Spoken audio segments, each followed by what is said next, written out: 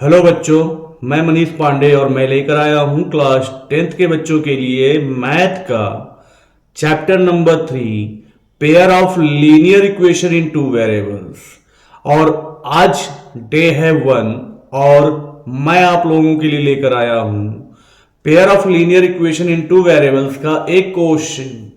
जो क्वेश्चन है, a fraction become 9/11 if 2 is added to both the numerator and denominator, if 3 is added to both the numerator and the denominator, it become 5/6, find the fraction। यानी यहां पर मैंने आपको एक word problem लेकर आया हूं pair of linear equation in two variables का, जिसमें इसके सॉल्यूशन करने के लिए हमें दो वेरिएबल को सॉल्व करना है, यानी x और y के लिए सॉल्व करना है। तो जब भी आपको वर्ड प्रॉब्लम में क्वेश्चन मिलेंगे तो सबसे पहले इसको हम इक्वेशन में कन्वर्ट करेंगे, और जब इक्वेशन में कन्वर्ट करेंगे तो फिर उसके सॉल्यूशन के बारे में सोचेंगे। तो सबसे पहले हम इन क्वेश्चंस को इक्वेशन में बदलते हैं। तो आइए देखते हैं कि इसको इक्वेशन में कैसे बदलेंगे। तो जैसा कि हमें पता है कि कोई भी फ्रैक्शन जो होता है वो फ्रैक्शन न्यूमरेटर और डिनोमिनेटर से मिलकर बनता है, और फ्रैक्शन के न्यूमरेटर और डिनोमिनेटर भी यहां पूछा है, यानी फ्रैक्शन पूछा है मतलब न्यूमरेटर और डिनोमिनेटर हमें चाहिए। तो सबसे पहले हम यहां लिख लेते हैं let the numerator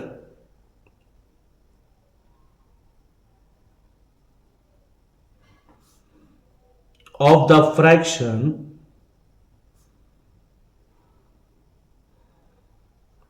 B x. यानी हम क्या करते हैं कि सबसे पहले न्यूमरेटर को यक्स मान लेते हैं, इसके बाद आता है डिनोमिनेटर की बारी। तो द डिनोमिनेटर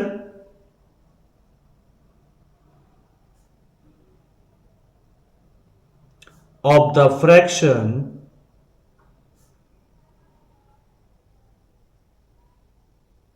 बी वाई ले लेते हैं। यानी कि जो हम फ्रैक्शन ले रहे हैं इसका न्यूमरेटर यक्स मान लेते हैं और डिनोमिनेटर वाई ले लेते हैं। तो जो फ्रैक्शन हमें मिलेगा वो फ्रैक्शन कैसे लिखा जाता है ये तो सभी को पता है, न्यूमरेटर अपॉन डिनोमिनेटर लिखा जाता है। न्यूमरेटर अपॉन डिनोमिनेटर लिखा जाता है।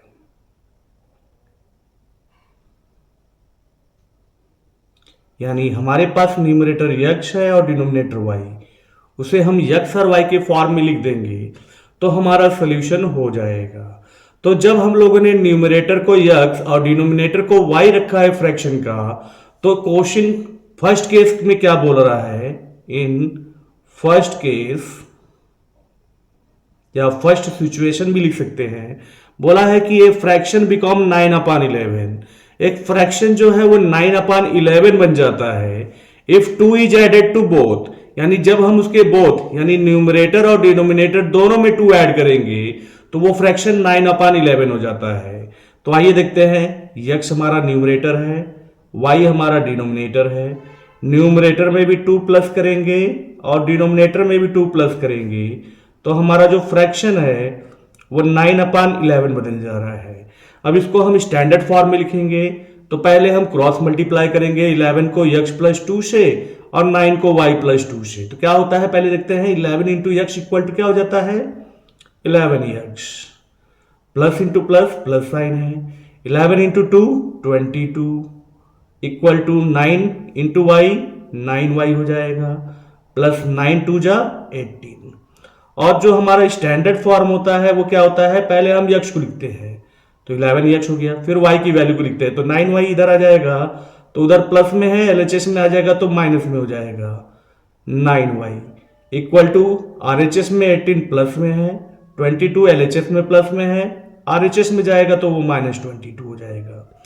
यानी हमारे पास 11x minus 9y equal to -4, ये पहला इक्वेशन मिल जाएगा। अब हम आते हैं सेकंड केस में दूसरे इक्वेशन के लिए। इन सेकंड केस, और सेकंड केस में हमें बताया है कि if 3 is added to the both the numerator and denominator it becomes 5/7। अब हमें क्या करना है कि दोनों में ही, यानी न्यूमरेटर में और डिनोमिनेटर में, दोनों में ही अगर हम 3 प्लस कर लेंगे तो हमारा जो फ्रैक्शन है वो 5/6 हो जाएगा। यानी इस हिसाब से हमारे पास न्यूमरेटर x है, डिनोमिनेटर y है, इन दोनों में अगर हम 3 ऐड कर ले रहे हैं तो हमारे पास आ जा रहा है फ्रैक्शन 5/6। इसे हम सॉल्व करेंगे तो क्रॉस मल्टीप्लाई करेंगे जैसे पहले किए थे, तो 6 इंटू एक्स हो जाएगा 6x प्लस 6 इंटू 3 हो जाएगा 18 इक्वल टू 5 इंटू वाई हो जाएगा 5y प्लस 5 इंटू 3 हो जाएगा 15। इसके बाद मैंने बताया था कि स्टैंडर्ड फॉर्म में लिखेंगे तो पहले x की वैल्यू को रखेंगे 6x, फिर y को, तो y 5y प्लस में है, लेफ्ट हैंड में आ जाएगा तो -5y हो जाएगा, इक्वल टू RHS में 15 प्लस में है, 18 प्लस में है, इधर आएगा तो -18 हो जाएगा, और माइनस करेंगे तो ये हो जाएगा 6x minus 5y equal to -3। ये हो गया हमारा दूसरा इक्वेशन। यानी वर्ड प्रॉब्लम को जब भी हम करेंगे तो इसी प्रकार से दोनों इक्वेशन को हम लिख लेंगे। अब दोनों इक्वेशन को लिखने के बाद मैं आपको बता रहा हूं कि हमारे पास किसी भी pair of linear equation in 2 variables को सॉल्व करने के 4 मेथड है। 4 मेथड, सबसे पहले हम उसको इक्वेशन को लिख लेते हैं, जिसमें हमारे पास पहला इक्वेशन क्या था कि 11x minus 9y equal to -4, ये इक्वेशन नंबर 1 था, और दूसरा इक्वेशन हमारे पास था 6x minus 5y equal to -3, ये इक्वेशन 2 था। अब हम इसको क्या करेंगे कि मेथड नंबर 2 जिसका नाम है सब्स्टिट्यूशन मेथड, उस मेथड से सॉल्व करेंगे। इस मेथड का नाम है सब्स्टिट्यूशन मेथड। तो आइए देखते हैं कि किस प्रकार से हम सब्स्टिट्यूशन मेथड से उसी क्वेश्चन को सॉल्व कर पाएंगे।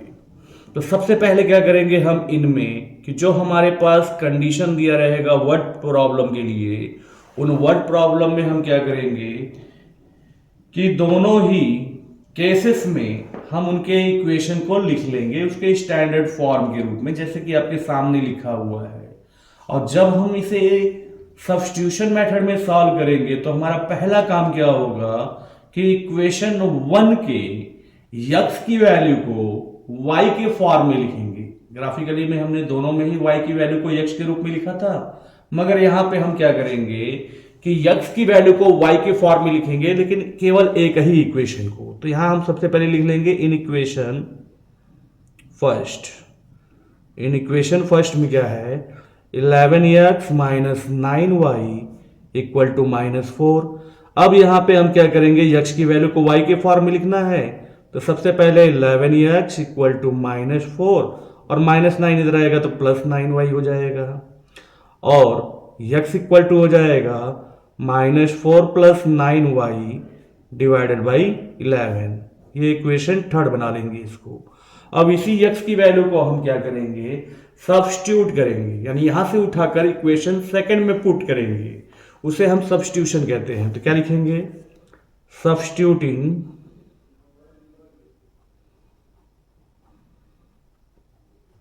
the value of x in equation 2 we get, यानी यहां की x की वैल्यू को उठाकर इक्वेशन 2 के x की जगह पे रख लेंगे। इक्वेशन 2 में 6 है, x की जगह पे हम ये वैल्यू लिखेंगे -4 + 9y divided by 11 -5y equal to -3।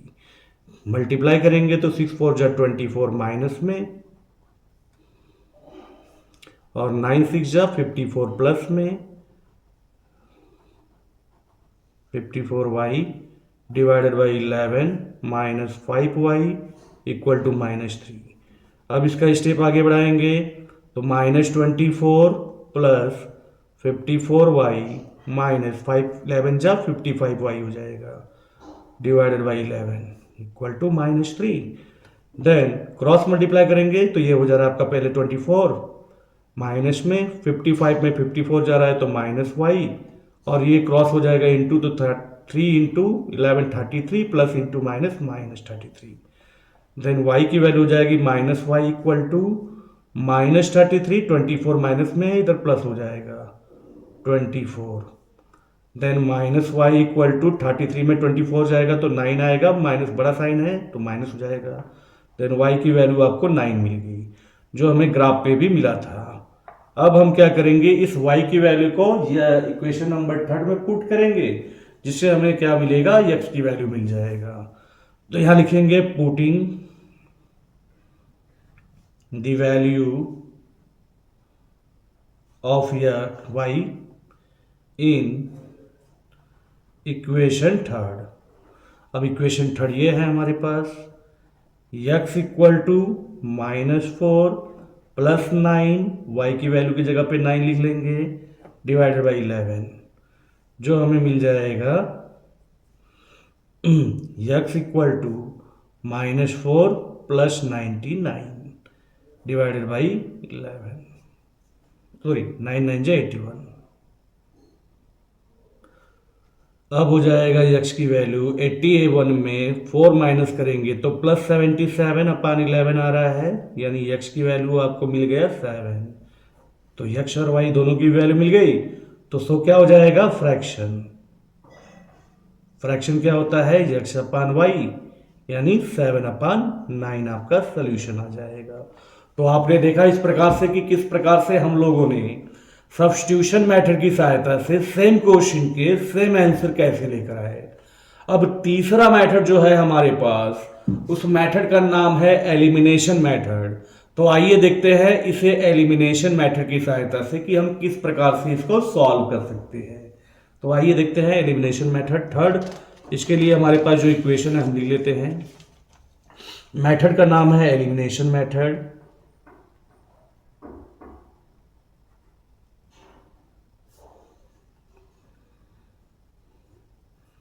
और एलिमिनेशन मेथड में सेम क्वेश्चन है हमारे पास। इक्वेशन में क्या है, 11x minus 9y equal to -4, equation number 1।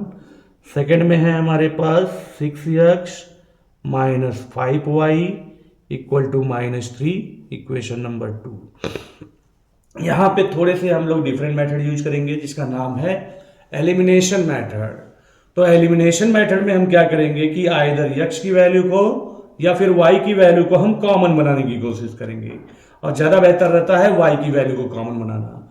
तो y की वैल्यू में हमारे पास 9 और 5 है, तो हमें क्या करना है कि 9 और 5 का एलसीएम ले लेना है, और 9 और 5 का एलसीएम होता है कितना, 45। यानी हम पहले इक्वेशन में 5 इंटू करेंगे तो ये 45 हो जाएगा 9, और दूसरे इक्वेशन में हम 9 इंटू करेंगे तो 5 हो जाएगा, 5 9 जा 45। यानी हम क्या करेंगे कि उन दोनों के नंबर को एलसीएम के बराबर बनाएंगे। तो क्या लिखेंगे हम, we multiply by 5 in equation 1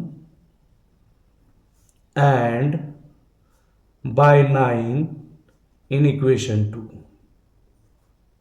we get. अब इक्वेशन 1 में पूरे में 5 मल्टीप्लाई करेंगे, 5 इंटू 11 55x माइनस 9 5 जा 45y इक्वल टू 4 5 जा -20। ये हो गया हमारा इक्वेशन 3। और 9 करेंगे सेकेंड वाले में, तो 9 4 जा 54x माइनस 9 5 जा 45y इक्वल टू 9 3 जा 27 माइनस में, equation number 4।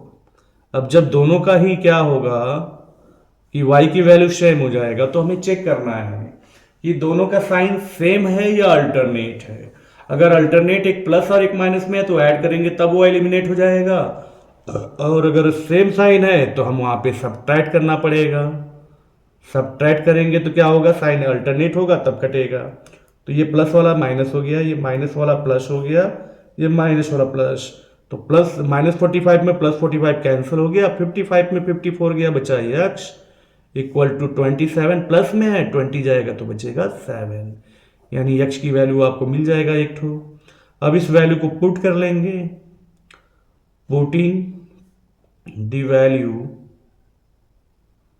Of x in equation 1 में या 2 में कर सकते हैं। तो वी गेट, अब 1 में करेंगे तो हमारे पास है 11 इंटू एक्स की जगह पे 7 minus 9y equal to -4, then -9y equal to -4, 7 into 11 77 plus में है, उधर आएगा तो -77 हो जाएगा। देन y इक्वल टू 77 -4 क्या हो जाएगा, -81 divided by -9, then y equal to क्या हो जाएगा, 9 से 81 कट गया, माइनस इंटू माइनस प्लस हो जाएगा, तो बचेगा 9। तो आपको x की वैल्यू 7 और y की वैल्यू 9 आराम से मिल गया। तो सो लिखेंगे यहाँ पे फ्रैक्शन x अपान y जो हो जाएगा 7/9। और चौथे मेथड का नाम है क्रॉस मल्टीप्लिकेशन मेथड। और क्रॉस मल्टीप्लिकेशन मेथड से हम कैसे वैल्यू फाइंड करेंगे ये हम जानेंगे अगले वीडियो में। तब तक के लिए धन्यवाद।